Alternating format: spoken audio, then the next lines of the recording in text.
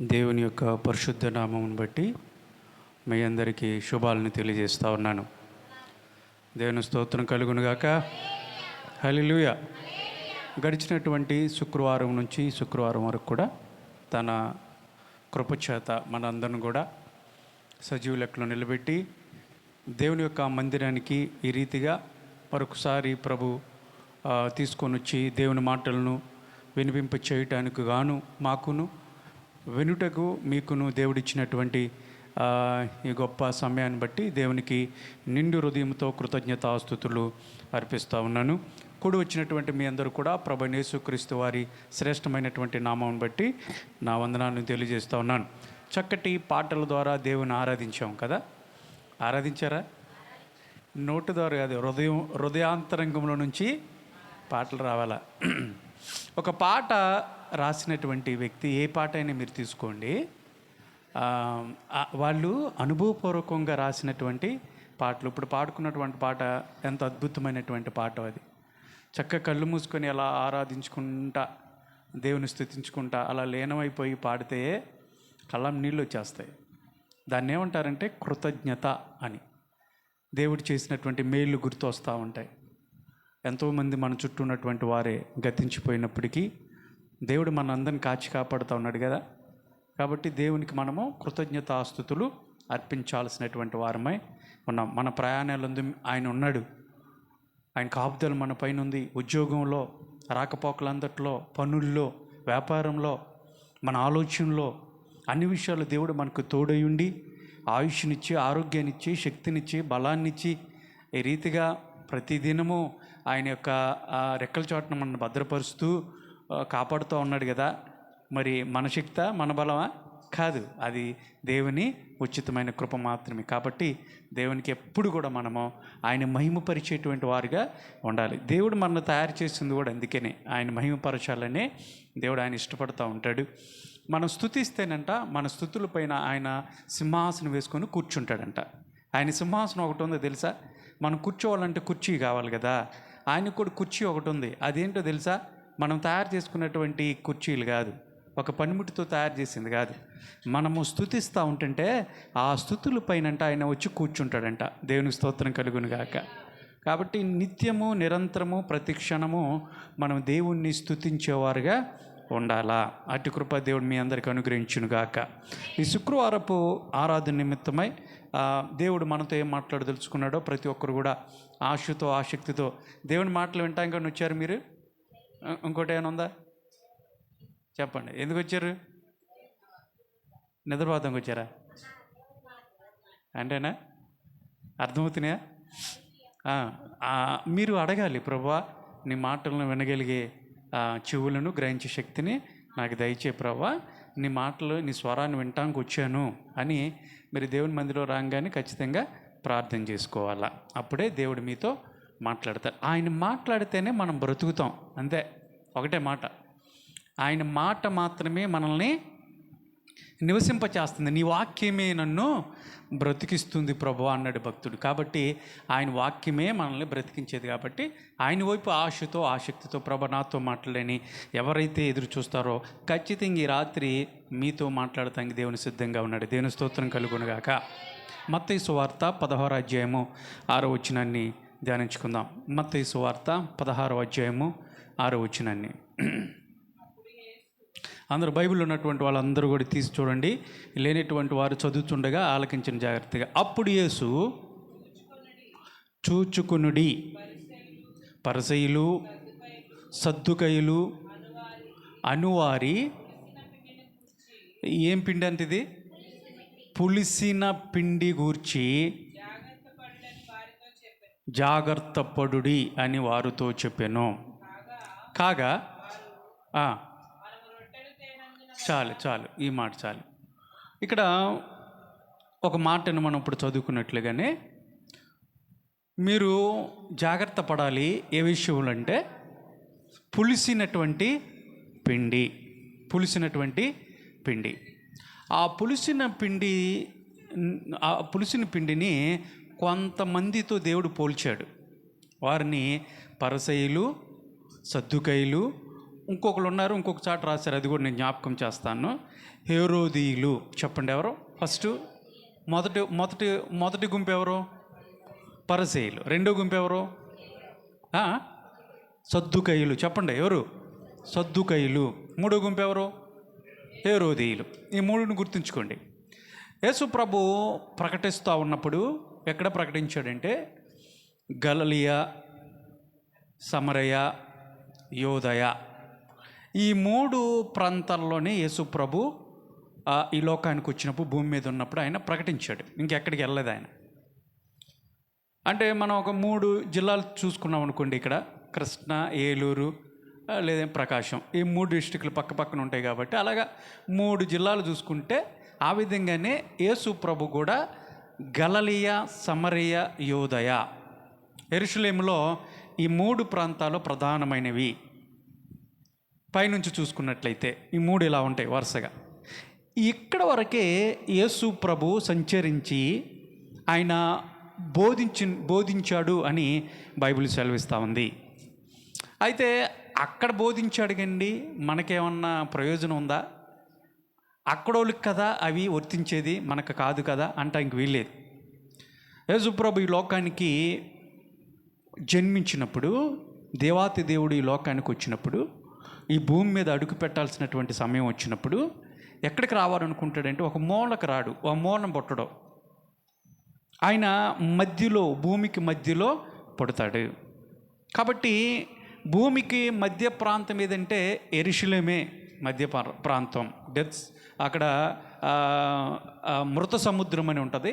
ఆ ప్రాంతమే ఆ యెరూషలేములో ఉన్నటువంటి పక్కన ఉన్నటువంటి ఆ ప్రాంతాన్ని భూమికి మధ్య ప్రాంతంగా మనం చూడొచ్చు. అందుకని యేసుప్రభు ఆ భూమికి మధ్య ప్రాంతంలో పుట్టి ఆయన చెప్పాల్సినటువంటి సంగతులు ఏవైతున్నాయో, ఒక మానవుడికి కావలసినటువంటి అనేకమైనటువంటి సంగతులు, ఆయన నిత్య జీవాన్ని ఇవ్వటానికి వచ్చాడు. కాబట్టి మార్గమై ఉన్నటువంటి దేవుడు ఈ లోకానికి వచ్చి ఆయన చెప్పాల్సినటువంటి అన్ని విషయాలు కూడా అక్కడే ఉండి బోధించాడు.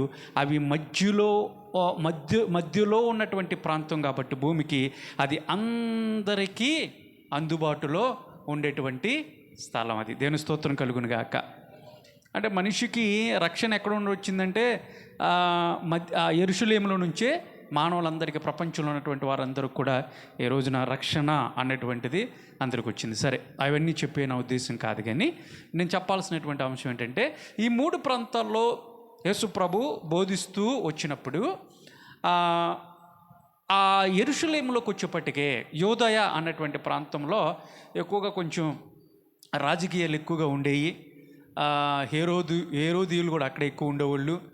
కాబట్టి కొంచెం జ్ఞానవంతులుగా పిలువబడుతున్నటువంటి వాళ్ళందరూ కూడా ఆ ప్రాంతంలోనే ఉండేవాళ్ళు. ఆ ప్రాంతంలో ఉన్నటువంటి ఇశ్రాయేలుకి సంబంధించినటువంటి వాళ్ళే, యూదులకు సంబంధించినటువంటి వాళ్ళే ఈ 3 వారి వారి విశ్వాసాన్ని బట్టి వాళ్ళు ఆ పిలుపుతో పిలువబడ్డారు. ఏంటి?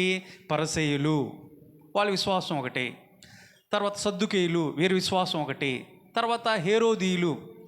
ఇట్లాగా ఈ 3 గుంపులకు సంబంధించినటువంటి వారితో దేవుడు తరచుగా వారితో మాట్లాడి అనేకమైనటువంటి విషయాల్ని వాళ్ళకి బోధించినట్లుగా మనం చూస్తూ ఉన్నాము.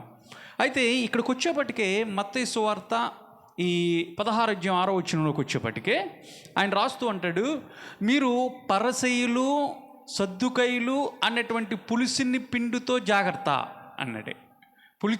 పులిసినటువంటి పిండి ఏంటి? పులిసినటువంటి పిండి ఏం చేస్తుంది? ఒకసారి తిండి. గలతీలకు రాసిన పత్రిక 5:9 ఈ పులిసిన పిండి గురించి పౌలు గారు చక్కటి మాటను అక్కడ వివరించారు. చూద్దాం.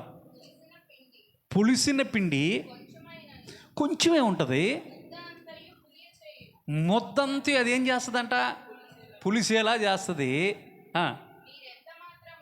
చాలు. పులిసిన పిండి ఎంత ఉంటుంది? ఇంతే ఉంటుంది. చిన్న పులిసిన పిండి తీసుకున్నా, చిన్న పులిసిన పిండి ఇంతే కదండి. ఇంత పెద్ద మంచి పిండిలో కలిపితే ఏమవుతుందండి అంటాం లేదు. ఒక చిన్న పులిసిన పిండి తీసుకొచ్చి మంచి పిండిలో కలపటం వల్ల ఆ మంచి పిండి అంతా ఏమైపోద్దంట? పుల్లగా అయిపోద్ది. అది కూడా పులిసిపోద్ది. కాబట్టి ప్రభు అంటున్నాడు, మీరు పులిసిన పిండితో జాగ్రత్త. ఈ పులిసినటువంటి పిండితో పోల్చాడు ఈ 3 గుంపులకు సంబంధించినటువంటి వ్యక్తులు. ఒకళ్ళు వచ్చేసి పరసయులు, రెండోది వచ్చేసి సద్దుకైలు, మూడోది హేరోదీయులు. ఈ ముగ్గురిని హేరోదీయుల గురించి వేరే చోట కూడా రాశారు. ఈ ముగ్గురు విషయంలో జాగ్రత్త. వీరు ఎలాంటి స్వభావం కలిగినటువంటి వారో తెలుసా? వీళ్ళ ఆలోచన ఎలా ఉంటుందో తెలుసా? అంటే పులిసిని పిండితో సమానం. వీరిని గనక ఒక్కసారి మీరు జాయిన్ చేసుకుంటారంటే, వాళ్ళ ఆలోచనలో గనక మీరు ఏకీభవిస్తే మీరు కూడా ఏమైపోతారు?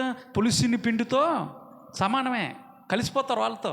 కాబట్టి వీరితో జాగ్రత్త అని యేసు ప్రభు స్వయంగా ఈ లోకంలో, భూలోకంలో ఆయన అడుగుపెట్టి ఆయన సంచరించినటువంటి ఆ సందర్భంతో చెప్పినటువంటి మాట.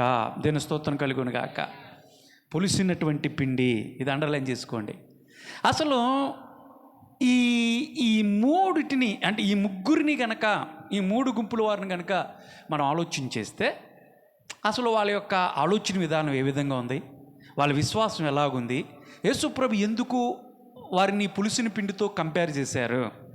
ఒకవేళ అలాంటి అనుభవంలో గనక మనం కూడా ఉన్నట్లయితే, అలాంటి ఆత్మ గనక మనతో ఉన్నట్లయితే, వాళ్ళ నుంచి కొన్ని పాఠాలు ఈ రాత్రికాల సమయంలో మనం వింటున్నాం కదా, మనం కూడా అలాంటి వ్యక్తిత్వం కలిగి ఉంటే ఈ రాత్రికాల సమయంలో వాటిని విడిచిపెట్టి పులిసినటువంటి పిండిని పక్కన పెట్టేద్దాం. వాళ్ళు కూడా పులిసినటువంటి పిండితో సమానంగా కనపడుతూ ఉన్నప్పుడు ఆ లక్షణాలే బహుశా మనలో ఉన్నాయేమో. ఎక్కడున్నాయో ఒక్కసారి పరీక్షించి మనం చేయాల్సింది ఒకటి ఉంది. ఏంటి తెలుసా?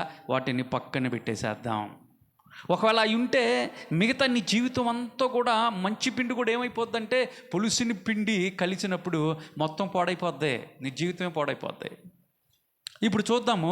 మొదటిగా పరసయుల గురించి ఆలోచించేయగలిగితే, పరసయులు ఎలాంటి వాళ్ళు అని బైబిల్ చెప్తా ఉందంటే, వాళ్ళు వేషధారులు. చెప్పండి, ఎవరంటే వాళ్ళు? వేషధారణ అన్నటువంటి పులిసినటువంటి పిండి వీళ్ళలో ఉంది. ఒక పులిసిన పిండి వీళ్ళలో ఉంది. అదేంటంటే వేషధారణ. వేషధారణ అంటే ఏంటి అంటే, లోపల ఒకటి ఉంటుంది, బయటికి ఒకలాగా ఉంటుంది. ఈ రోజున ఈ పులిసిన పిండి గురించి, ఒక్కొక్కరి గురించి మనం మాట్లాడుతూ ఉన్నప్పుడు, నీలో ఉన్నటువంటి పులిసిన పిండిని పక్కన పెట్టాలని చెప్పేసి చూస్తూ ఉన్నప్పుడు, అది వ్యక్తిగత జీవితంలో కానీ, నీ కుటుంబ జీవితంలో కానీ, సంఘ జీవితంలో కానీ వాటిని గనక పక్కన పెట్టేసినట్లయితే దేవుడిచ్చేటువంటి జీవాన్ని నువ్వు పొందుకుంటావు. దేవుని స్తోత్రం కలుగును గాక. వీరి వ్యక్తిగత జీవితంలో పరసయుల గురించి మాట్లాడుతూ ఉన్నప్పుడు వాళ్ళు ఎలాగున్నారంటే వేషధారణ కలిగి ఉన్నారు. పైకి ఒకలాగా ఉన్నారు, లోపల ఉండాల్సిందంతా కూడా ఉంది. పైకి భక్తిపరులుగా నటిస్తూ ఉన్నారు. మేమే భక్తిపరులము అన్నట్టుగా వాళ్ళు ప్రదర్శించుకున్నట్లుగా చూస్తూ ఉన్నాము. అలాగే వాళ్ళ ఆలోచనలు వేరే ఉన్నాయి. వాళ్ళు చేస్తున్నటువంటి ప్రతి క్రియలు, ప్రతి పనులు, వాళ్ళు దాని వెనకాల వాళ్ళ ఆలోచనలు వేరే ఉన్నాయి. ఏదైనా పని చేశారంటే ఆ పని వెనకాల వాళ్ళ ఉద్దేశాలు వేరు, వాళ్ళ ఆలోచనలు వేరు, వాళ్ళ తలంపులు వేరు. బయటికి ఎలా కనపడుతున్నారంటే మేము భక్తిపరులు అన్నట్టు కనపడుతూ ఉన్నారు. మేము మంచి పనులు చేసేటువంటి వారిగా జనాలను మోసం చేస్తూ, మభ్యపరుస్తూ, ఆ విధంగా బయటికి వారు కనపరుచుకునేటువంటి వారుగా ఉన్నప్పుడు లోపల ఎలా ఉందో తెలుసా? లోపలంతా కూడా వేషధారణ. అంటే అసూయ ఉంది, కక్షలు ఉన్నాయి, కార్పణ్యాలు ఉన్నాయి, ఇతరులను ద్వేషించేటువంటి ఆలోచనలు ఉన్నాయి. ఒకరు బాగుపడుతుంటే తట్టుకోలేనటువంటి స్వభావం ఉంది, అహంభావం ఉంది, అహంకారం ఉంది. ఇవన్నీ కూడా వేషధారణ. యేసుప్రభు వీళ్ళ గురించి చెప్తాడు. ఒకసారి అంటారు, మీరు సున్నం కట్టినటువంటి సమాధులు చూడటానికి బాగుంటాయి. సున్నం కొట్టినప్పుడు ఏ విధంగా ఉంటాయి? చూడటానికి చాలా బాగుంటాయి, తెల్లగా, చాలా కలర్ఫుల్గా కనపడుతూ ఉంటుంది. కానీ వాటిని తోవి తీస్తే అందులో అంట కంపు ఉంటుంది, కుళ్ళు ఉంటుంది. అవే ఈ రోజున చాలామంది జీవితాలు ఆ విధంగానే ఉన్నాయి. చర్చిలకు వెళ్తూ ఉన్నారు, వాళ్ళు ప్రార్థనలు చేస్తూ ఉంటారు, తీరా బయటకు వచ్చిన తర్వాత ఆ ప్రార్థన అంతా ఏమైపోతుందో, వాళ్ళ విశ్వాసం ఏమైపోతుందో వాళ్ళని చూసినప్పుడు చూడాలి, అసలు వీళ్ళు దేవుని బిడ్డలేనా? మరి ఇంతకాలం నువ్వు చేసినటువంటి ప్రార్థన, అప్పటి వరకు నువ్వు చేసినటువంటి భక్తి, నువ్వు అనుకుంటున్నావు అది భక్తి అని. దేవుని సన్నిధిలోకి వచ్చి చాలామంది, కొంతమంది నిద్రపోతూ ఉంటారు. చల్లగా ఉంది, అబ్బా బాగుంది, కాసేపు అక్కడికి వచ్చి ఉంటే ఇంట్లో ఫ్యాన్ ఖర్చు తగ్గిపోద్ది, మరొకటి తగ్గిపోద్ది కదా, వాతావరణం కొంచెం వేడిగా ఉంది, ఆ చర్చిలో కొంచెం ఏసీ ఉందనో లేదంటే ఫ్యాన్లు ఉన్నాయనో కాసేపు కూర్చుంటే ఆ ఫ్యాన్ కింద అలాగ నిద్ర పట్టేసిద్ది. అయ్యగారు చివరికి ఆమె అనగానే గబోలు ఇవి వచ్చేస్తే పోలా అన్నట్టు కొంతమంది దేవుని మందిరానికి వస్తూ ఉంటారు. అలా పడుకుంటారు, చక్కగా తినొచ్చేసి పడుకుంటారు. మధ్యలో హల్లుయా అని హల్లుయా అని ఎందుకు చెప్తారు తెలుసా? కొంతమంది దైవజనులు ఆ పడుకున్నటువంటి వారు లెగుస్తారని, హల్లుయా చెప్పండి అంటే ఆ గవిక్కిన ఉలికిపడి లెగుస్తారని చెప్పేసి ఆ కేకలన్న విని. అట్లా కొంతమంది దేవుని సన్నిధికి ఎందుకు వస్తున్నారంటే రకరకాల ఆలోచనలతో వచ్చి తీరా బయటికి వెళ్ళిన తర్వాత వాళ్ళ ఆలోచన ఎలా ఉంటుందంటే, నేను భక్తిని బాగానే ప్రదర్శించా, దేవుని మందిరానికి వెళ్ళాను కదా, ఇక నేను భక్తిపరురాలనే, దేవుని మందిరానికి వెళ్ళాను కదా ఆదివారం రాగానే నేను భక్తిపరుణ్ణే అన్నట్టుగా చక్కగా ప్యాషన్గా ఆ బైబిల్ సంకలో పెట్టుకుని అలా ఊపుకుంటా ఇంటికి వచ్చి వాళ్ళ ఆలోచన ఎలా ఉంటుందంటే మేము భక్తిపరులము. ఇక్కడ మాట మీరు శ్రద్ధగా ఆలకించాలి ప్రియులారా. మీరు ప్రతి ఆదివారము బైబిల్ తీసుకొని మందిరానికి వచ్చి 4 గోడల మధ్య 1 గంట సేపు కూర్చొని వెళ్ళినంత మాత్రాన నువ్వు భక్తిపరుడువు, భక్తిపరురాలు కాదు. అది భక్తి అనుకుంటే నీ ఆలోచన తప్పు, అది నీ మూర్ఖత్వమే, నీ బుద్ధిహీనతే. అది భక్తి అని ఎప్పుడు కూడా అనిపించుకోదు. నిండు హృదయంతో కృతజ్ఞత భావంతో దేవుని ఎప్పుడైతే మహిమపరుస్తావో, దేవుని వాక్యం వినాలని తహతహలాడుతూ నీ హృదయం నిండా దేవుని వాక్యాన్ని నింపుకొని, అంత మాత్రమే కాదు కానీ దేవుని వాక్యాన్ని అనుసరిస్తూ ఆయన వెంబడించేటువంటి వారే దేవుని బిడ్డలు, క్రైస్తవులుగా పిలువబడుతున్నటువంటి బిడ్డలు. దేవుని మందిరానికి రావటం వల్ల నువ్వు క్రైస్తవుడు కాదు. చూడాలి కొంతమంది జీవితాలు ఎంత వేషధారణ అంటే, వాళ్ళ హృదయాలు బాగోవు, వాళ్ళ ఆలోచనలు బాగోదు, వాళ్ళ మనస్సు బాగోదు, ఎంతవరకు ఇతరులను ఇబ్బంది పెట్టాలని చూస్తూ ఉంటారు. ఎదురైతేనేంటో ప్రైజ్ ది లార్డ్ అండి సిస్టర్ గారు, ప్రైజ్ ది లార్డ్ అండి పాస్టర్ గారు, బాగున్నారండి అంటారు. తర్వాత వీళ్ళు ఎప్పుడు వెళ్ళిపోతారో, వీళ్ళు ఎప్పుడు నాశనం అయిపోతారో అన్నటువంటి ఆలోచనలు లోపలికి వెళ్ళిన తర్వాత ప్రార్థనకి వెళ్ళి వస్తారు, చక్కగా కూర్చొని బయట కొంతమంది పెద్ద వయసు ఉన్నటువంటి వాళ్ళే, యవనాలు కూడా తెలియట్లే, వాళ్ళు క్రైస్తవులు కాదు, వాళ్ళు పిలువబడుతూ ఉన్నారు. ఆ యవనస్తుల్ని అటోళ్ళని ఇటోళ్ళని ముందు కూర్చోబెట్టి ఆ ఫోన్లో సినిమా పాటలు పెట్టేసి వాళ్ళని గంతులాడేదట్లా చేయటం, బూతులాడటం, ఇష్టానుసారంగా మాట్లాడటం, సినిమా పాటలు పెట్టేసి గంతులేయటం, వారింట్లో మాటలు వీరింట్లో మాటలు అక్కడ ఇక్కడ కూర్చొని లేనిపోయిన మాటలని జాడీలు చెప్పుకుంటా ఇక పని పాట ఏముంది? కూర్చొని ఏ మాటలో ఎవరిని ఇబ్బంది పెట్టాలా? ఒక ఫైర్ స్టేషన్కి ఒక ఫోన్ వచ్చిందంట, ఏమంటే మా ఊర్లో ఇల్లు తగలాడుతుందని చెప్పేసి వెంటనే గంటల కారు వేసుకుని, గంటల కారు అనేది మనం గంట కొట్టుకుంటూ వెళ్ళారంట. అది ఆర్పేసి వచ్చేప్పటికే ఆ ఫైర్ స్టేషను ఆ గంట కొట్టుకుంటూ వెళ్ళినటువంటి వ్యక్తి ఇల్లు కాలిపోయిందంట. ఒకళ్ళ ఇల్లు ఆర్పేద్దామని వెళ్ళాడు, తీరా వచ్చేప్పటికి ఈయనిల్లు కాలిపోయిందంట. నువ్వు అనుకుంటున్నావు ఆ ఇంటికి నిప్పి పెడదాం, ఈ ఇంటికి నిప్పి పెడదాం, ఎవరికి నిప్పి పెడదాం అని చెప్పేసి చూస్తున్నావు, నీ ఇల్లు కాలిపోతుంది. నీకు తెలుసా విషయం? వెనకాల నీ ఇల్లు కాలిపోతుంది, నువ్వు నాశనం అయిపోతున్నావు, ఆ విషయాన్ని గమనించలేకపోతున్నావు. యవ్వనస్తులు కూర్చోబెట్టి లేనిపోయినటువంటి మాటలు పోగు చేసుకొని ఇష్టానుసారంగా నువ్వు చేస్తున్నావే, అది దేవుడికి నచ్చే భక్తి. అది మళ్ళీ ఆదివారం రాగానే అమ్మగారు సంకలో బైబిల్ పెట్టుకొని ఊపుకుంటూ వెళ్తుంది. ఎందుకమ్మా నీ భక్తి? ఎవరిని మొప్పించడానికి నీ భక్తి? మనుషులు మొప్పించడానికి నీ భక్తి? మళ్ళీ తీరా నువ్వు అంటావు నేను క్రైస్తవురాలని. నువ్వెందుకు క్రైస్తవురాలు అవుతావు? నువ్వు క్రైస్తవురాలు కాదు, అది వేషధారణ. నువ్వు మనుషులు మొప్పించడానికి చూస్తున్నావేమో, నీ ఇంటిలో నీ భర్తను మొప్పించడానికి చూస్తున్నావేమో, లేదంటే పురుషులు భార్యలను మొప్పించడానికి చూస్తూ ఉన్నారేమో, యవనస్తులు తల్లిదండ్రుల్ని మొప్పించడానికి చూస్తూ ఉన్నారేమో, కానీ ఆ భక్తి కాదు. మీరు క్రైస్తవులు కానే కాదు, దేవుడు మెచ్చే భక్తి కాదు అది. నేను నిత్య జీవానికి పరలోకానికి తీసుకెళ్లే భక్తి కాదది. కొంతమంది పెద్ద వయసు వచ్చినప్పటికి కూడా గమనించలేనటువంటి పరిస్థితి. వయసు మీద పడుతున్నప్పటికి కూడా మేము వయసు మీద పడుతూ ఉన్నాం, మరణానికి చేరుగా ఉన్నాం. యవనస్తులకి పిల్లలకి దేవుని వాక్యాన్ని చెప్దాం, దేవుని సన్నిధికి రామని చెప్దాం, కాసేపు కూర్చుంటే దేవుని మాటలే పలుకుదాం, కాసేపు కూర్చుంటే వాళ్ళని దేవుని పాటలు పాడదాం అన్నటువంటి ఇంగిత జ్ఞానం కూడా లేకోకుండా పెద్ద వయసు కలిగి కూడా లోక సంబంధమైనటువంటి వాటి కోసం వాటినే పిల్లలందరికీ వినిపింప చేస్తూ కంపు కొట్టుకుపోయినటువంటి నీ హృదయం ఉన్నాం. హృదయం పాడైనప్పుడు బయటికి ఏమొస్తాయండి? అవే వస్తాయి కదా, అవునా కదా? నీ మనస్సులో ఏమున్నాయో, నీ హృదయంలో ఉన్నాయో అవే బయటకు వస్తాయి. అసలు ముందు నీ హృదయం బాగుపడలేదే. ఎన్నో ఏళ్ళ నుంచి, నేను 20 ఏళ్ళ నుంచి 30 ఏళ్ళ నుంచి యేసుప్రభుని నమ్ముకున్నానండి అని చెప్పుకుంటున్నావు, కానీ నీ హృదయంలో మార్పేది, నీ హృదయంలో పశ్చాత్తాపం ఏది, మారు మనసేది? అంతా మాయ మనసే కదా నీకుంది. చాలామంది జీవితాల్లో మాయ మనసు కలిగి మారు మనసు పొందామండి అంటున్నారు. అది మారు మనసు కాదు, మాయ మనసు. ఎవరిని మాయ చేస్తావు నువ్వు? దేవుని మాయ చేయగలవా? హృదయంలో ఏదైతే ఉందో, ఏ చెడు అయితే ఉందో, ఏ అసూ అయితే ఉందో, ఏదైతే తిరుగుబాటుతనం ఉందో దేవునికి, అవే బయటకు వస్తాయి. కానీ మరొకటి ఎందుకు వస్తుంది? నేను చాలాసార్లు చెప్తా, జిరాక్స్ మిషన్ దగ్గర పైన ఒరిజినల్ ఏదైతే పెడతామో అదే మనం కాపీ నొక్కినప్పుడు అదే వస్తుంది. అరే కాపీ వచ్చిన తర్వాత నాకు అక్కర్లేనిది వచ్చిందని చెప్పేసి నువ్వు కాపీని సరి చేస్తే ఎలాగా? నువ్వు సరి చేయాల్సింది ఎక్కడ? ఆ ఒరిజినల్ డాక్యుమెంట్ని సరి చేయాలా? ఒరిజినల్ డాక్యుమెంట్ని సరి చేస్తే వచ్చే అన్ని రిజల్ట్ ఎలా ఉంటాయంటే పాజిటివ్ రిజల్ట్స్ వస్తాయి. నీకు ఏది కావాలో అదే వస్తుంది.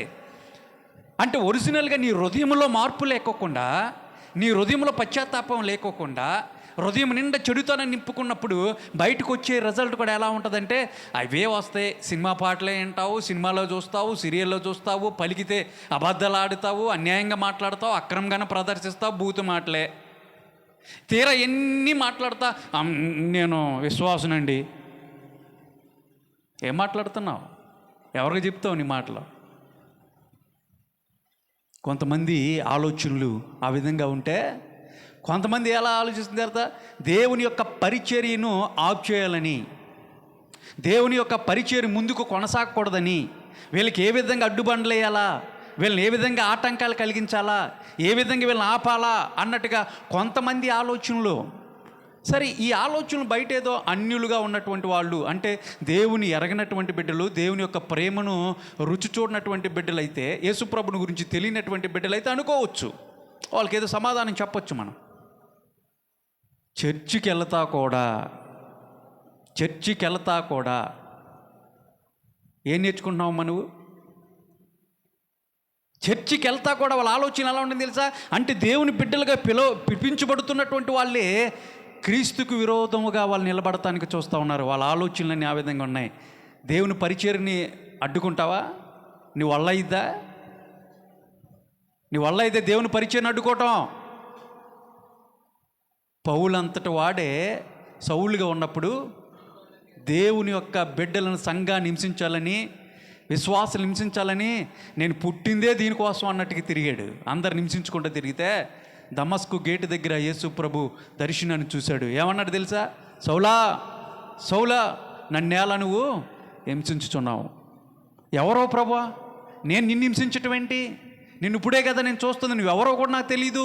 నేను క్రైస్తవులు కదా హింసిస్తుంది, దేవుని పరిచర్య చేసేటువంటి వారిని కదా నేను హింసిస్తూ ఉంది, విశ్వాసులు కూడా నేను చంపేస్తూ ఉంది, వాళ్ళని నాన్న చెరలు వేసేసి హింసిస్తూ ఉంది, నువ్వెవరో నాకు తెలియదంటే దేవుడు ఏమన్నాడు తెలుసా? యేసయ్యా, నన్ను హింసిస్తే, అది నా బిడ్డలు హింసిస్తే నన్ను హింసించినట్టే. సౌలా, నువ్వు హింసిస్తుంది దేవుని ప్రజలను అనుకుంటున్నావు, నువ్వు హింసిస్తుంది క్రైస్తవులను అనుకుంటున్నావు, నువ్వు హింసిస్తుంది సంఘాన్ని హింసిస్తూ ఉన్నాను, సంఘ పరిచర్య జరగకోకుండా దేవుని సువార్తకి ఆటంకంగా ఉన్నాను అనుకుంటున్నావు. కానీ అల్టిమేట్గా నువ్వెవరిని హింసిస్తున్నావు తెలుసా? నన్ను హింసిస్తూ ఉన్నావు. నా బిడ్డలను హింసిస్తే నన్ను హింసించినట్లే. అది దేవుడు చెప్తున్నటువంటి మాట. దేవుని స్తోత్రం కలుగును గాక. ఎవరిని ఆటంకం కలగాలని చూస్తూ ఉన్నావు? అక్కడ ఓ మాట ఉపయోగించాడు, మునికాళ్ళకు నువ్వు ఎదురుగా నిలబడగలవా సౌలా? మునుకాలంటే ఏంటి? ఒక సూది కర్ర నీ ఎదురుగా పెట్టుకొని కాళ్ళతో ఇలా అంతా ఉన్నావు అనుకో, ఎవరికి గాయమైద్ది చెప్పండి? ఎవరికి గాయమైద్దండి? అంతేనా? సూది మొన ఉందండి, ఆ మొనని ఇలా పెట్టి కర్ర ఇలా తంతా ఉంటుంటే అది ఎక్కడ గుచ్చుకుంటుందంటే నీ కాలికే గుచ్చుకుంటుంది, నీకే గాయమైద్ది. నువ్వు అనుకుంటున్నావు దేవునికి ఎదురుగా నేను నిలబడ్డానని. కాదు కాదు, గాయమయ్యేది నీకే. సౌలా, మునుకాళ్ళకి ఎదురు నిలబడగలవా? దేవుని కార్యాలను ఆపగలవా? దేవుని పరిచర్యను ఆపగలవా? నేను ఇక్కడ నిలబడి చెప్తా ఉన్నాను, మా శక్తిని, మా బలాన్ని, మా జ్ఞానాన్ని నమ్ముకొని మేము రాలే ఇక్కడికి. దేవుని మీద ఆధారపడి వచ్చాం. ఆయన్ని పిలిస్తే వచ్చాం. ఆయన పరిచర్య ఆయన నడిపిస్తాడు. నువ్వెవరు ఆపటానికి? నీ వల్ల అవుతుందా? దేవునికి నీ ఎదురుగా నిలబడగలవా? చేయి, ప్రార్థన చేయి. కుదిరితే మోకరించి, ప్రభువా నన్ను క్షమించయ్యా, నా హృదయాన్ని మార్చు ప్రభువా. ఇప్పుడు వరకు దేవుని బిడ్డలకి విరోధముగా ఆలోచించేశాను. దేవుని బిడ్డలకి, నీ కార్యాలకి ఎదురుగా నిలబడ్డానయ్యా. నేను తెలుసుకున్నాను ప్రభా, నన్ను క్షమించని మోకరించి ప్రార్థన చేయండి. అలాంటి వ్యక్తిత్వం కలిగినటువంటి వాళ్ళు. ఒక ఆవిడ అంటది, ఎప్పుడో ఒకసారి వచ్చేసి, ఏమండే ఆ సౌండ్ తగ్గిండి. ఏంటి ఆ సౌండ్? అదిరిపోతుందండి, మాకు అదిరిపోతుంది. మరి తాగేటప్పుడు తాగి లోపల ఉన్నటువంటి అవయవాలన్నీ అదిరిపోతున్నాయి. తెలుసా నీకు? తాగితే మేలు జరిగిద్దా, మంచి జరిగిద్దండి? చెప్పండి. తాగితే మన అవయవాలన్నీ చక్కగా హెల్తీగా ఉండి బాగుంటాయా, లేదంటే పాడైపోతాయా? బాగుందంటే మనం కూడా తాగుదాం, ఏముంది? అరే తాగి రోజు తాగి నీ అవయవాలన్నీ పాడైపోతూ ఉన్నాయి. అప్పుడు ఏమనిపించదు. దేవుని మాటలు వినిపింప చేస్తూ ఉన్నప్పుడు ఆ సౌండ్ నీకు డిస్టర్బెన్స్ ఉందా? దేవుని యొక్క మాటలు వినిపింప చేస్తూ ఉన్నప్పుడు అవి నీకు డిస్టర్బెన్స్ ఉన్నాయా? బయట డీజే బాక్సులు పెట్టేసి రేపు నుండి స్టార్ట్ అవుతాయి సినిమా పాటలు పెట్టేసి, అశ్లీలమైనటువంటి పాటలు పెట్టేసి, తాగేసి గంతులాడుతా కాలంలో పడిపోయి కాళ్ళు చేతులు ఎరగొట్టుకొని కొంతమంది ప్రాణాలు పోగొట్టుకుంటూ ఉన్నారు. అయితే బాబు కొంచెం సౌండ్ పెట్టాయా, ఇంట్లోకి రావాలా, బాగుని చక్క నీ ఊపు వచ్చే సాంగ్ పెట్టాయా అంటావే, అవి అయితే నీకు ఇబ్బంది ఉండవు. 1 గంట దేవుని మాటలు వినిపింప చేయటానికి నువ్వు వెంటలేదు అంటే నువ్వు క్రైస్తవురాలు ఎందుకు అవుతావు, క్రైస్తవుడు ఎందుకు అవుతావు? మరి ఎందుకు చెప్పుకుంటున్నావు బయట? దేవుని యందు భయం ఉంటే, భయభక్తులుంటే, రక్షణ అనుభవంలో నువ్వు ఉన్నట్లయితే, మారు మనసు పశ్చాత్తాపములో నిజమైనటువంటి భక్తి నీలో ఉన్నట్లయితే, అయ్యా ఇదిగో వీళ్ళకి చెప్పండి, ఇంకా చెప్పండి, స్వార్థ ప్రకటించండి. అనేక మంది మారు మనసు పొందాలి, దేవుని వైపు ఆకర్షింప చేయాలి, నిత్య జీవానికి వాళ్ళందరూ కూడా రావాలయ్యా. ఇక్కడ ఉన్నటువంటి ఆత్మలందరూ కూడా నశించిపోతూ ఉన్నారు, ఈ ప్రాంతంలో నేను చూస్తూ ఉన్నాను అని చెప్పేసి సువార్తని ఇంకా వెదజల్లేటువంటి వారుగా ఉండాలి తప్పితే సువార్తను అడ్డుకునేటువంటి వారుగా మీరు ఉండకూడదు. వారిని ఏమందో తెలుసా బైబిలు? వేషధారణ. జాగ్రత్త. పరసేల విషయంలో మీరు జాగ్రత్తగా ఉండండి. వాళ్ళు పులిసినటువంటి పిండి. మన ప్రాంతంలో ఆ పులిసినటువంటి పిండి స్వభావం కలిగినటువంటి వాళ్ళు ఎవరున్నారో వాళ్ళని గుర్తించాలి. వాళ్ళ మాటలు కనుక విన్నాం అనుకో, నీ జీవితం కూడా ఏమవుతుంది? మంచి పిండి కాస్త ఏమైపోద్ది? పులిసిన పిండి అయిపోద్ది. ఆ పులిసిన పిండి కలిసినప్పుడు చిన్నదైనా ఆ ముద్దంతా కూడా పులిసినటువంటి పిండి అయిపోద్ది. అందుకని యేసయ్య చెప్తున్నాడు, జాగ్రత్త, పులిసిన పిండితో జాగ్రత్త. వారు వేషధారణ కలిగి ఉన్నారు. అందుకని ప్రకటన గ్రంథంలో 7 సంఘాల గురించి ప్రభు చెప్తూ అంటాడు, ఆ లవొదొకియ సంఘంతో అంటాడు, మీరు ధనవంతులని అనుకుంటా ఉన్నారు, కానీ నా దృష్టిలో ఏంటి తెలుసా?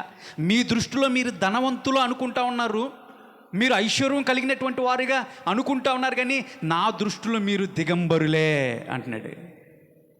నా దృష్టిలో మీరు బట్టలు లేకుండా రోడ్డు మీద పిచ్చికి తిరుగుతూ ఉంటారు చూసా, అలాంటి వాళ్ళయ్యా మీరు. కానీ మీ దృష్టిలో మేము భోగభాగ్యములు కలిగినటువంటి ధనవంతులుగా అనుకుంటా ఉన్నారు, కానీ నా దృష్టిలో మీరు అలాంటి వాళ్ళు కాదు, దిగంబరులే అంటున్నాడు. సార్దీస్ సంఘాన్ని బట్టి చెప్తున్నటువంటి మాట ఏంటి తెలుసా? మీరు జీవించుచున్నారు అనుకుంటున్నారు, కానీ నా దృష్టిలో మీరు మృతులే, చచ్చిపోయినటువంటి వారితో సమానం.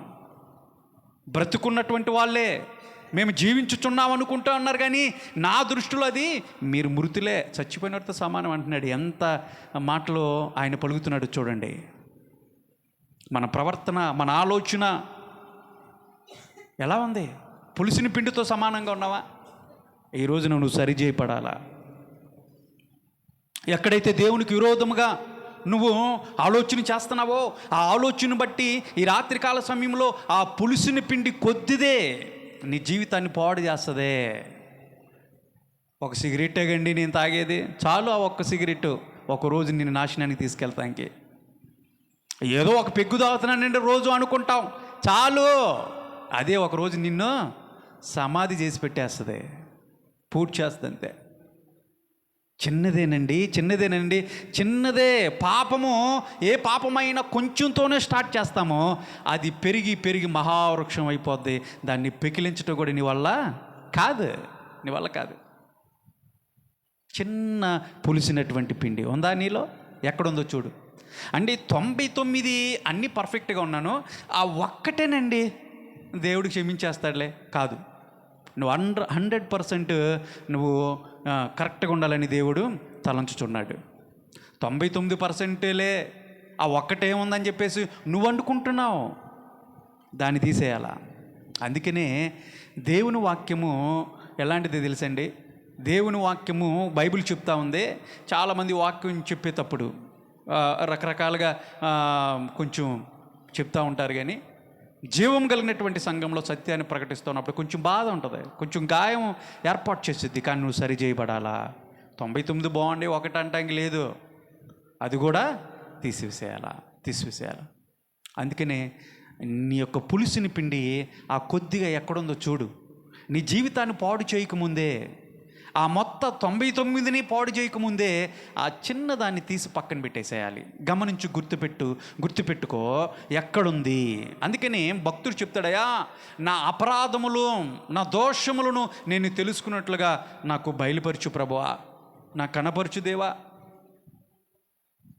అంటే మనం చేస్తున్నటువంటి అపరాధములు ఏవైతే ఉన్నాయో, మనం చేస్తున్నటువంటి తప్పుడు ఆలోచనలు, తప్పుడు ప్రవర్తన ఏదైతే దేవునికి విరోధముగా ఉన్నాయో ఆ పులిసినటువంటి పిండి ఎక్కడుందో ప్రభుని అడగాలి. ప్రభువా, నా రహస్య పాపములందు, నేను చేసినటువంటి రహస్య పాపంలో ఎవరికి కనపడతలేదని చేసినవి నాయన, వాటిని గుర్తెరిగేలాగా నాకు కనపరచు నాయన.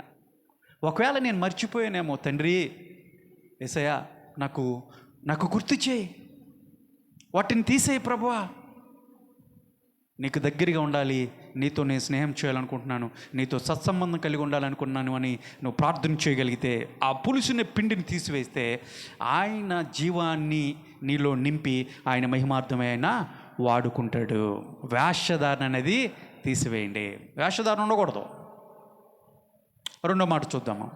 ఇప్పుడు రెండవదిగా అంటే ఈ పరిసయ్యుల్లోనే అంటే ఎలా ఉన్నారంటే, బయటికేంటో బాగా కనపడుతూ ఉన్నారు, లోపల ఏమన్నా చెప్పా, లోపల పులిసిన పిండి ఉంది కదా.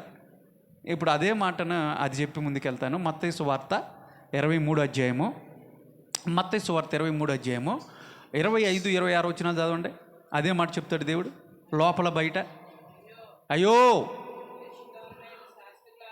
వేషధారులైనటువంటి శాస్త్రులారా, పరిసయ్యులారా, మీరు గిన్నెయు పళ్ళెమును ఎక్కడ శుద్ధి చేస్తున్నారంటే వీళ్ళు బయట వెలుపల శుద్ధి చేయుదురు, కానీ లోపల దోపుతోనూ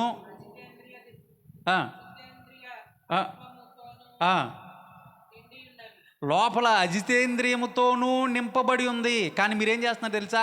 బయట క్లీన్ చేస్తూ ఉన్నారు.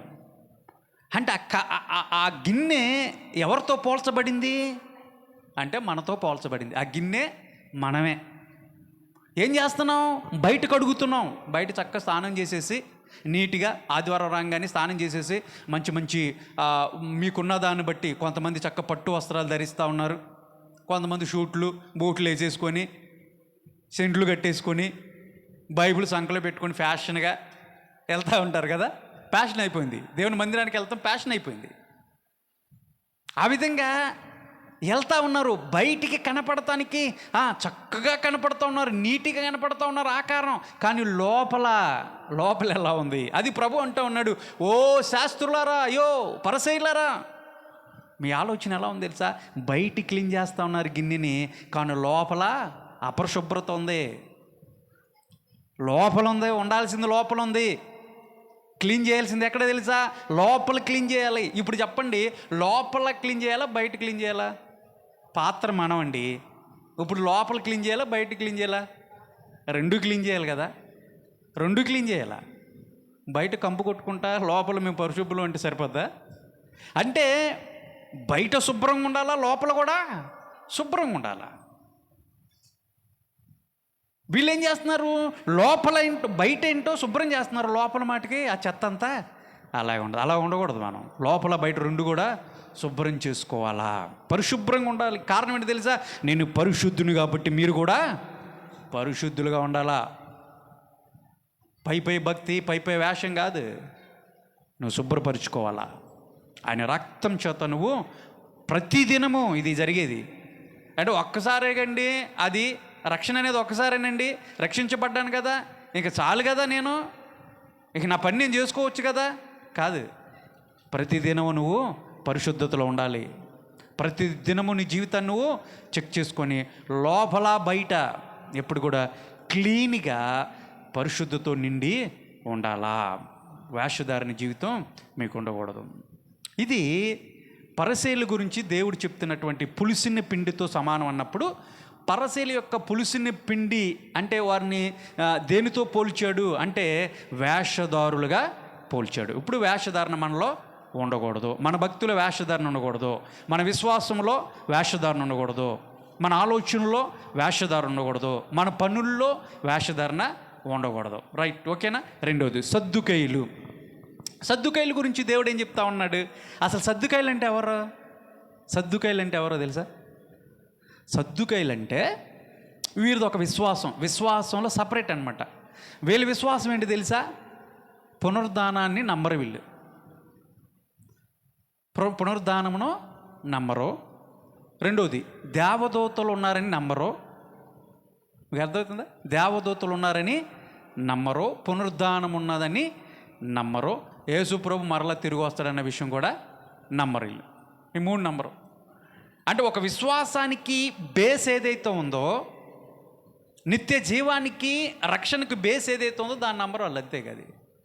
పునరుద్ధానాన్ని నమ్మరు, మరణం అనేది అంటే తిరిగి లేపబడటం అనేది గురించి వాళ్ళు నమ్మరు. మన నిరీక్షణ ఏంటి? మనం చనిపోయినా క్రీస్తుతో లేపబడతాం, అది కదా బైబిల్ సెలవిస్తుంది. వాళ్ళ విశ్వాసం ఏంటంటే అదేం లేదండి, అది వాళ్ళ యొక్క విశ్వాసం. దేవదూతలు అన్నవాళ్ళు లేరు, యేసుప్రభు మరలా వస్తాడనేది అబద్ధం, అది అయ్యేది కాదు, ఇది విశ్వాసం. అందుకని ఇక్కడ వారిని పట్టుకోటి దేవుడు ఏం చెప్తున్నాడు తెలుసా? ఇదిగో ఈ పులిసినటువంటి పిండి, వీళ్ళు పులిసినటువంటి పిండే.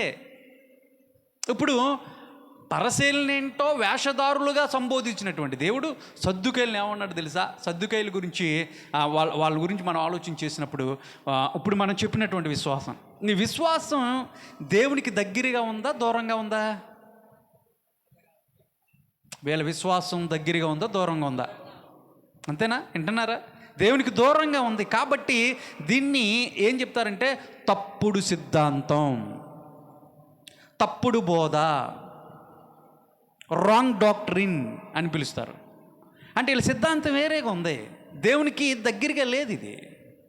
అంటే దేవుడు ఏం చెప్తున్నాడు తెలుసా? వీళ్ళతో మీరు జాగ్రత్త. ఈ రోజున ప్రపంచంలో లేదంటే మన దగ్గరే చాలా బోధలు ఉన్నాయండి. రకరకాల డాక్టర్స్ వచ్చేసినాయి, సంఘాల్లోకి వచ్చేసినాయి, తప్పుడు సిద్ధాంతాలు, తప్పుడు బోధలు ఎక్కువైపోయినాయి. ప్రతి ఒక్కరు కూడా బైబిల్ పెట్టేసుకొని ఈ రోజున మేము కూడా ప్రసంగిస్తాము, మేము కూడా ప్రకటిస్తాము అన్నట్టుగా బైబిల్లో లేనటువంటి వాటిని ప్రకటిస్తూ దేవునికి దూరంగా జరిపేటువంటి బోధలు ఎక్కువైపోయినాయి. ఈ రోజున సత్యాన్ని ప్రకటించట్లా. నువ్వేదన్నా చేసుకో పర్వాలేదు, నరకం లేదంటున్నారు కొంతమంది. యెహోవా సాక్షులని ఒక గుంపు ఉంది. వాళ్ళు ఏమంటారు తెలుసా? నరకం లేదంటారు వెళ్ళి. మన వాక్యం ఏం చెప్తుంది? నరకం ఉంది. నువ్వు తప్పుడు బ్రతుకు బతికితే నువ్వు ఎక్కడికి వెళ్తావు? నరకానికి వెళ్తావు అని చెప్పేసి ఉంది. కానీ వాళ్ళు ఏమంటారు తెలుసా? నరకం లేదండి, ఎట్లయినా బతికేయచ్చు, ఏం ప్రాబ్లం లేదు, అసలు అసలు పునరుద్ధానమే లేదు, నరకమే లేదు అని వాళ్ళు తప్పుడు సిద్ధాంతాలని ఈ రోజున ప్రపంచంలోకి తీసుకొచ్చేసారు. జాగ్రత్త వాళ్ళతో. దేవుడు అదే చెప్తున్నాడు, ఆ పులుసుని పిండితో జాగ్రత్త, సద్దుకాయలతో జాగ్రత్త. వాళ్ళ విశ్వాసం వేరే, వాళ్ళ ఆలోచనలు వేరే. వాళ్ళు ఎక్కువగా ఎవరిని వెంబడిస్తారంటే అప్పుడప్పుడే రక్షణలోకి వస్తున్నటువంటి బిడ్డని టార్గెట్ చేస్తారు. చర్చికి అన్యులు అప్పుడే నమ్ముకుని యేసు ప్రభుని సంఘంలోకి వస్తున్నటువంటి వారిని టార్గెట్ చేస్తారు. వాళ్ళ దగ్గరికి ఇప్పుడు ఒక తాగుబోతోడు ఉన్నాడు. తాగుబోతు ఆయన దగ్గరికి వెళ్ళిపోయి, ఏమండే మీరు తాగితే నరకానికి వెళ్ళరండి అంటే ఆయనకి ఎలా ఉంటుంది? అబ్బాయి ఎంత మాట చెప్పారండి మీరు, మరేంటి ఆ పాస్టర్ గారు ఏంటి చెవులు కోసిన మేకలేక నరకం ఉందా అంటాడేంటి? తాగుబోతులకి పరలోక రాజ్యంలో స్థానం లేదని చెప్పేసి బైబిల్ చెప్తా ఉందని చెప్పేసి అంటాడేంటి ఆయన? అబ్బే లేదు, అదంతా అబద్ధమే. అవునండి, మంచి మాట చెప్పారండి. తాగొచ్చు, నీ ఇష్టం, నువ్వు ఏదైనా చేయొచ్చు, నువ్వు నరకానికి వెళ్ళావు, అసలు నరకమే లేదు అంటారు వాళ్ళు. అప్పుడు వాళ్ళు చెవులు ఎంత సమ్మగా ఉంటాయంటే అలాంటి మాటలో, అబ్బా చాలా ఆహ్లాదం ఉంటాయి. అలాంటి వాళ్ళని చూసి దురద చెవులు అన్నాడు పౌలు. ఈ రోజున చాలామంది విశ్వాసుని పెడద్రోవన నడిపిస్తున్నటువంటి వారు, తప్పుడు సిద్ధాంతాలు, తప్పుడు డాక్ట్రిన్. ఆడు ఎన్నవాడు కాముగా ఉంటాడా? ఉండడో. వాడికి నచ్చింది అది, ఆ మాట బాగా నచ్చేసింది. వాడు సంఘాన్ని మాండో వెంటనే వాడు సంఘంలోకి వచ్చి ఆ సంఘంలో ఆ తప్పుడు సిద్ధాంతాన్ని తీసుకొస్తాడు. నీకు తెలుసా శోభమ్మ, ఏంటి నరకం లేదంట? అవునా? ఎప్పటి నుంచి నేటు తెగ వాయించేస్తున్నాడుగా నరకం ఉందని. లేదా, అబద్ధం అంట. వస్తావా? చూపిస్తాను, వాళ్ళు ఉన్నారు చెప్తారంట, పద. ఇంక చాలు అంటే సంఘంలో ఉన్నటువంటి వాళ్ళని ఒక్కొక్కరిని విశ్వాసం ఏం చేస్తున్నాడు? ఇది బలహీనపరుచుకుంటా వాళ్ళ త్రోవల్లోకి తీసుకెళ్ళేటువంటి ఏర్పాటు. జాగ్రత్త. మీరు ఎక్కడ సభలంటే అక్కడికి వెళ్తూ ఉన్నారు, ఎక్కడ ప్రార్థన అంటే అక్కడికి వెళ్తూ ఉన్నారు. మీకు డాక్టర్ని తెలుసా? దేవుని సిద్ధాంతం ఏంటో తెలుసా? దేవుని వాక్యం తెలుసా? వాక్యం మీద కట్టబడుతున్నారా? ఏది జీవం కలిగినటువంటి సంఘం? ఒకళ్ళు ఒక విధంగా చెప్తున్నారు, మరొక విధంగా చెప్తున్నప్పుడు నువ్వు ఎలా గ్రహించగలుగుతున్నావు? ఏది సత్యం? ఎలా చెప్పగలవు నువ్వు? అంటే నీలో వాక్యం ఉండాలా, వాక్యాన్ని చదవాలా. మరి చదువురానటువంటి బిడ్డలు ఉన్నారు, పెద్దలు ఉన్నారు, వృద్ధులు, పాపం ఇప్పుడే వాళ్ళు దేవుని నమ్ముకొని వచ్చారు. అలాంటి వాళ్ళు కనుక ఆ మాటలు చెప్పారనుకో, వాళ్ళు ఏమవుతారు? ఈ సత్యం నుంచి వైదొలిగిపోతారు, సత్యం నుంచి దూరం అయిపోతారు. ఎందుకంటే వాక్యం తెలియదు వాళ్ళకి, చదువుకోలేదు కాబట్టి. వాక్యాన్ని చదివితే వాళ్ళకి అర్థమవుతుంది దేవుడు ఏం చెప్పాడో. నేను చెప్తున్నాను, బైబిల్ నీ చేతిలో ఉంది. ఏ రోజన్నా బైబిల్ చదివారా? బైబిల్ చదివితే ఇలాంటి తర్కవాదం వచ్చినప్పుడు నీ నిరీక్షణ బట్టి నిన్ను హేతువుని అడుగుతారంట.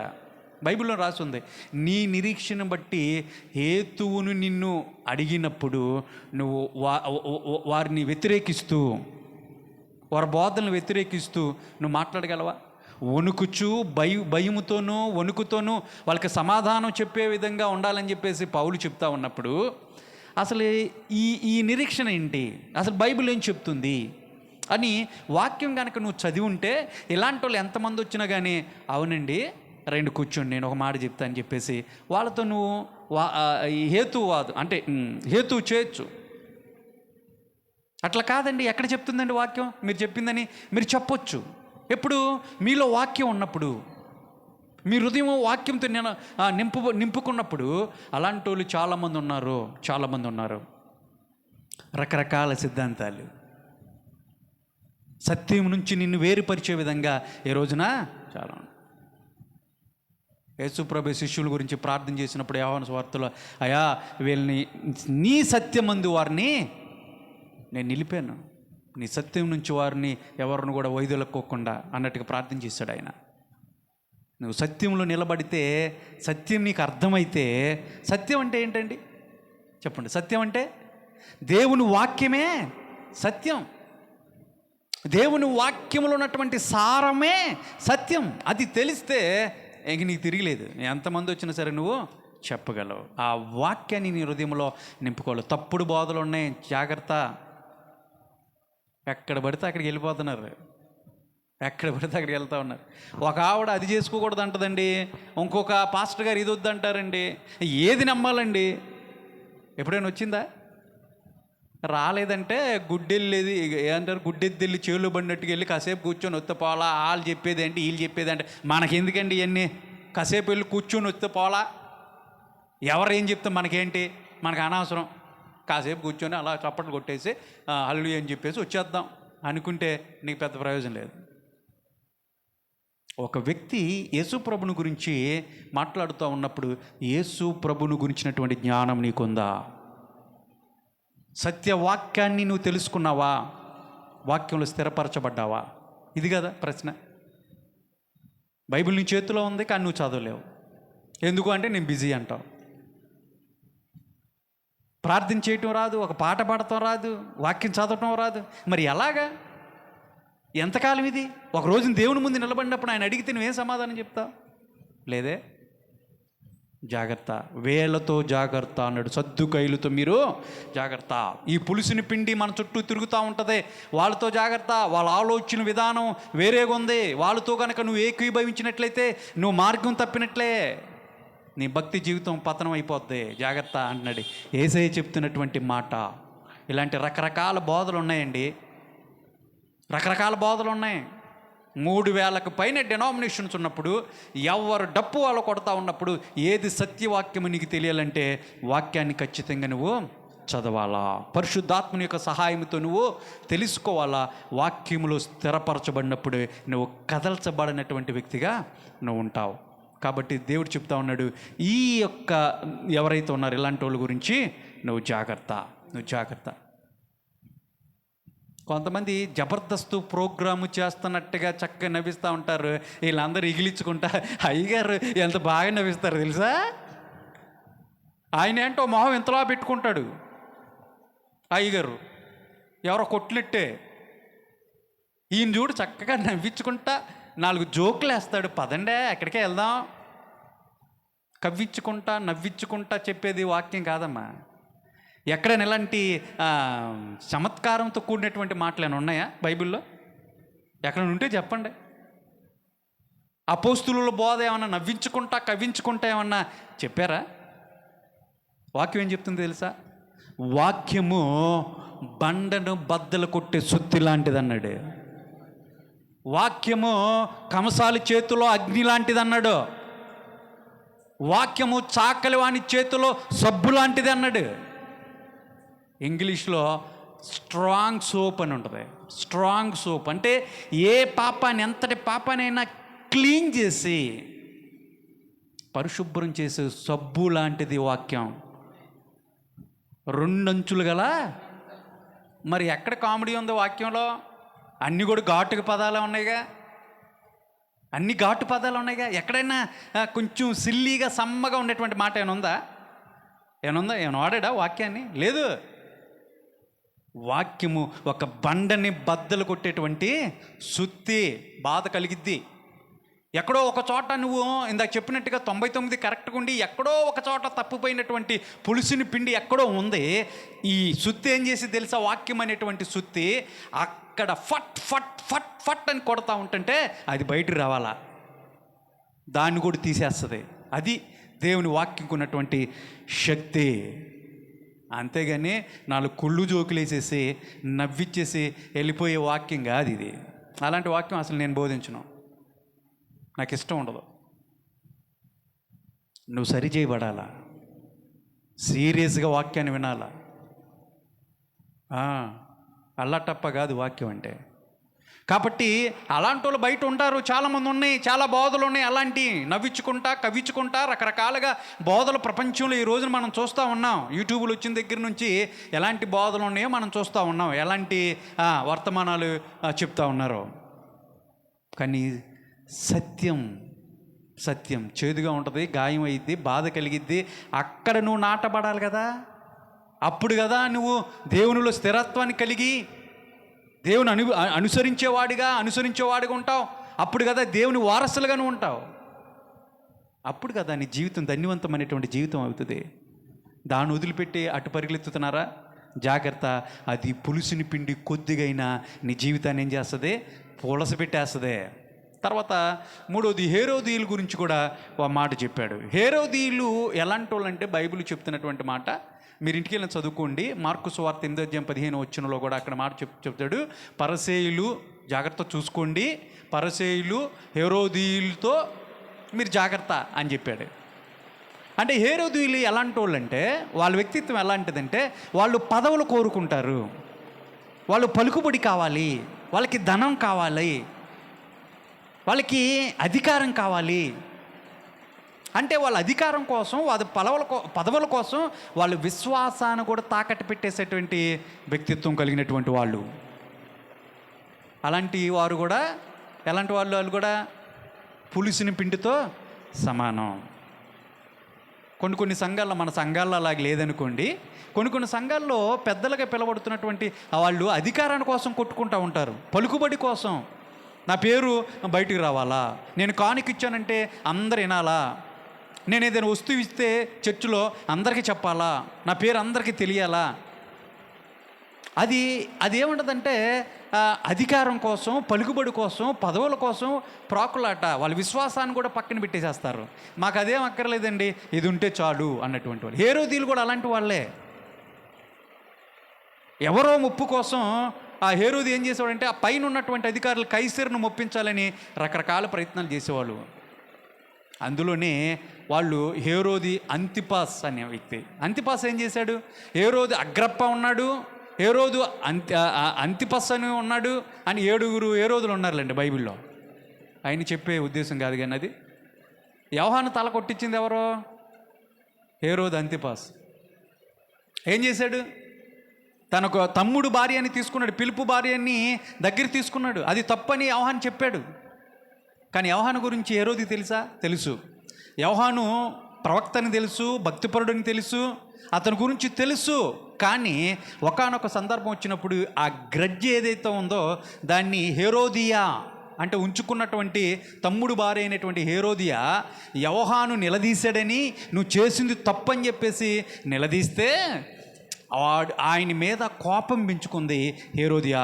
ఒక సమయం చూసింది, ఆ సమయంలో కూతుర్ని పురుగొల్పి చెప్పినటువంటి మాట ఏం తెలుసా? యోహాను తల కొట్టిచ్చేయంది. భయపడిపోయాడు ముందు హేరోదు. అది తప్పని తెలిసినప్పటికి కూడా యోహాను యొక్క భక్తి ఎలా ఉంటుందో, అతని జీవితం ఎలా ఉంటుందో తెలుసు కూడా ఏం చేయలేక తన విశ్వాసాన్ని పక్కన పెట్టేసి ఏం చేశాడు తెలుసా? యోహాను తలని కొట్టించి ఎవరినో మొప్పించటానికి. ఎలాగా హేరోదులు చేసేటువంటి ప్రయత్నం. అలాగనే ఉండకూడదు.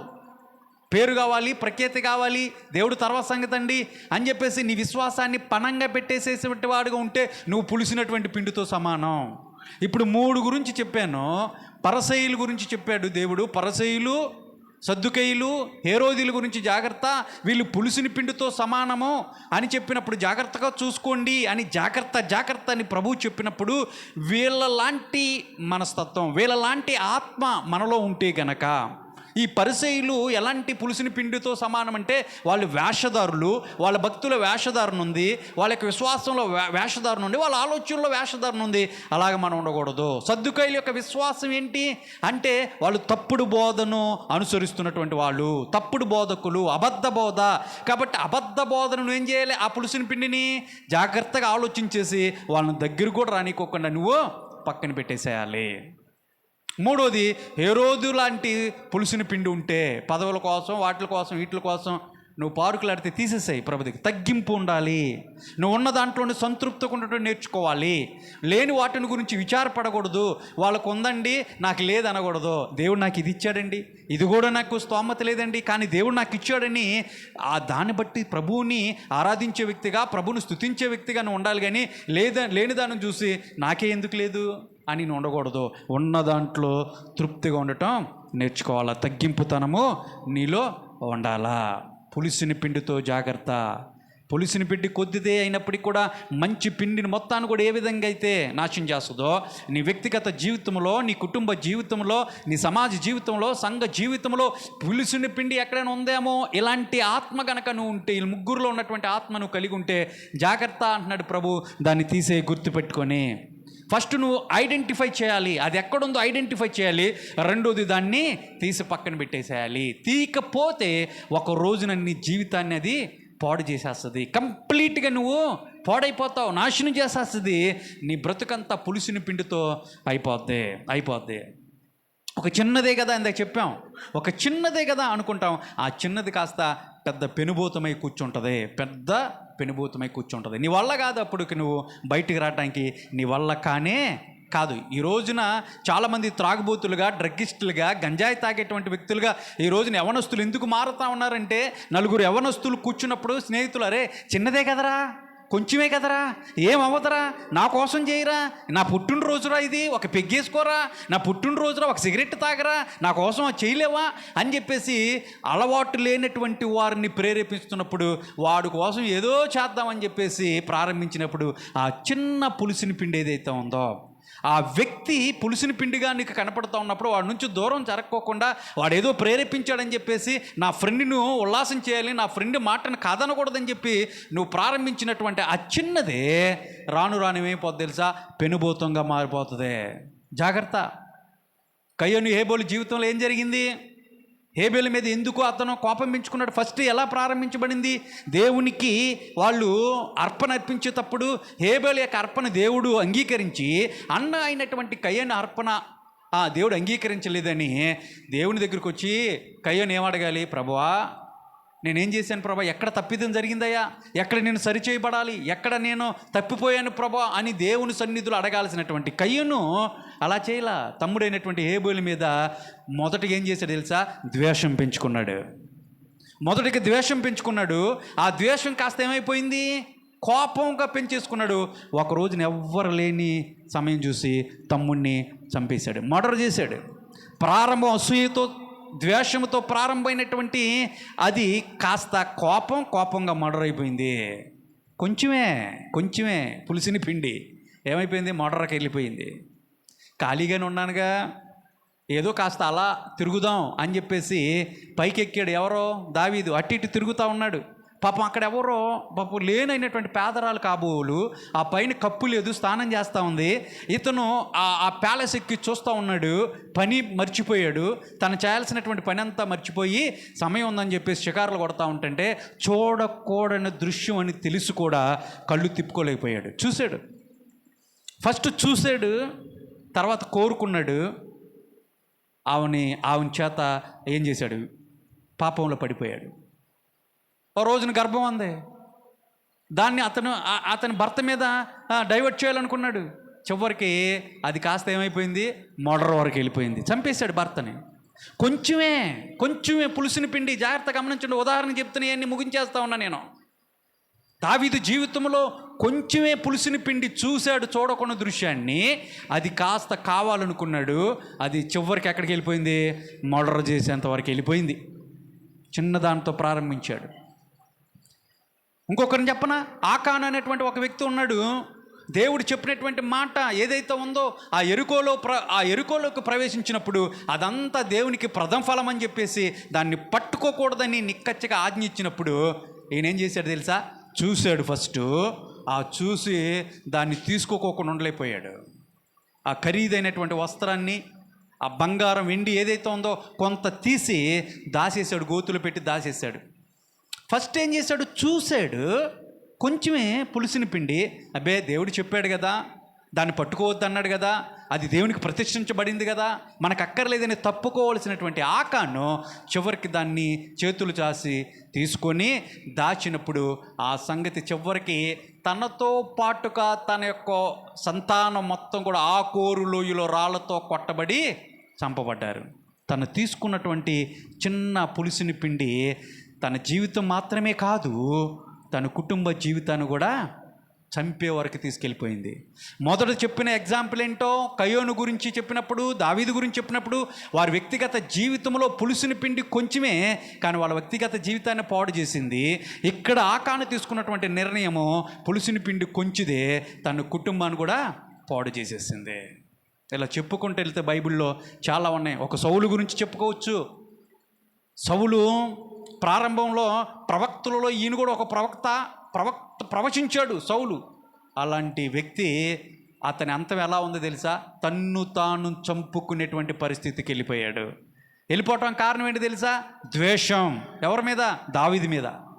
గొలియాతు చంపిన తర్వాత దావీదుని, ఇజ్రాయెల్ ప్రజల్ని సవాలు విసురుతున్నటువంటి 40 దినాల నుంచి శత్రువు సవాలు విసురుతుంటే నేనేం చేయలేకపోయాను రాజుగా, నా సైన్యం ఏం చేయలేకపోయింది, ఒక బాలుడు ఆ గొలియాతుని హతమార్చాడే అని అతను ప్రశంసించాల్సినటువంటి సౌలు ఆ రాజ్యంలోకి వచ్చిన తర్వాత అందరూ ఆయన్ని ప్రశంసిస్తుంటే సౌలుకి ఏమొచ్చిందంట?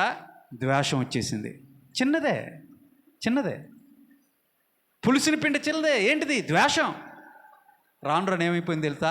దావీదు మీద పగ, ప్రతీకారం, చంపాలని చెప్పేసి వెంబడించినటువంటి సౌలు చివరికి తన జీవితం ఎలా ముగించబడింది తెలుసా? సౌలు జీవితం తన కత్తి మీదే తనే పడి తన జీవితాన్ని ముగించుకున్నాడు.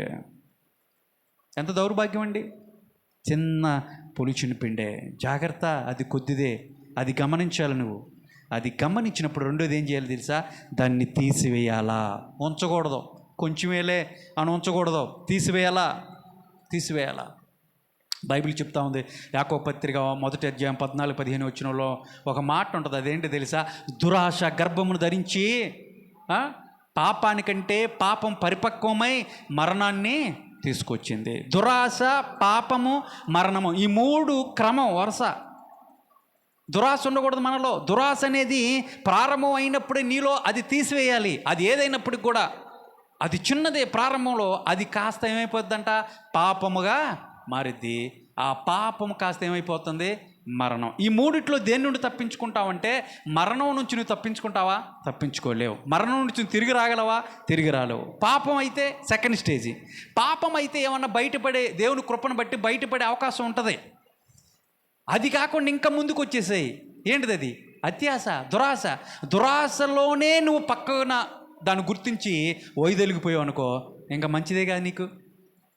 ఆ చిన్నగా ఉన్నప్పుడే స్టార్టింగ్లోనే నువ్వు దాన్ని పక్కకి తీసేసినట్లయితే పాపం రాదు, దానివల్ల వచ్చే మరణం కూడా నీకు రాదు. ప్రియులారా, ముగించేస్తా ఉన్నాను. గమనించండి, నీ హృదయంలో, నీ జీవితంలో ఏది పులిసిన పిండో దేవుడు చెప్తా ఉన్నాడు, జాగ్రత్త. పులిసిన పిండి నిమిత్తమే మీరు జాగ్రత్త పడుడి. జాగ్రత్తగా చూసుకోండి. ఆ పులిసిన పిండి కొద్దిదైనా అదేం చేస్తుందంటే మంచి పిండిని మొత్తాన్ని కూడా పాడు చేస్తుంది. కాబట్టి నీ ఆలోచన విధానంలో, నీ ప్రవర్తనలో, నీ విశ్వాసంలో, నీ భక్తి జీవితంలో బహుశా ఆ పులిసిన పిండితో సమానంగా ఎక్కడైనా ఉంటే దాన్ని గుర్తెరుగుదాం. దాన్ని తీసేసే విధంగా దేవుని సన్నిధిలో ప్రార్థించేద్దాం. అప్పుడు దేవుడు వాటిని తీసేయటానికి సహాయపడతాడు. ఆయన మహిమార్థమై నిన్ను వాడుకుంటాడు. కళ్ళు మూసుకోండి, ప్రార్థన చేసుకుందాం. కళ్ళు మూసుకోండి, ప్రార్థన చేసుకుందాం. పరిశుద్ధుడా, ప్రేమగల దేవా, నీ ఘనమైన పాదములకు వందనాలు, స్తుతి, స్తోత్రాలు. అవును తండ్రి, పులిసిన పిండి చిన్నదే, కొంచెమే ఉంటుంది. కానీ అది మంచి పిండి ఎంతుంటే అంత మొత్తాన్ని కూడా ప్రభా పాడు చేస్తుంది. కాబట్టి మీరు జాగ్రత్త పడుడి. పరిసయ్యులు, సద్దుకయ్యులు, హేరోదీయులను బట్టి మీరు మాట్లాడారు ప్రభువా.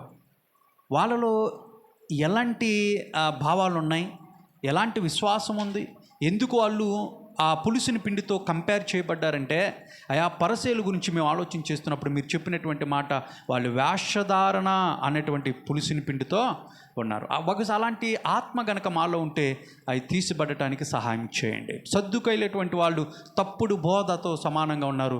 ఆ తప్పుడు సిద్ధాంతాల్లో గనక ప్రభా ఎవరైనా గనక ప్రభా తండ్రి వస్తే మేము సత్యాన్ని గమనించి నీ సత్యమంది నిలబడినట్లుగా కృపను అనుగ్రహించి అలాంటి బోధకి మేము దూరంగా జరగటానికి సహాయం చేయండి.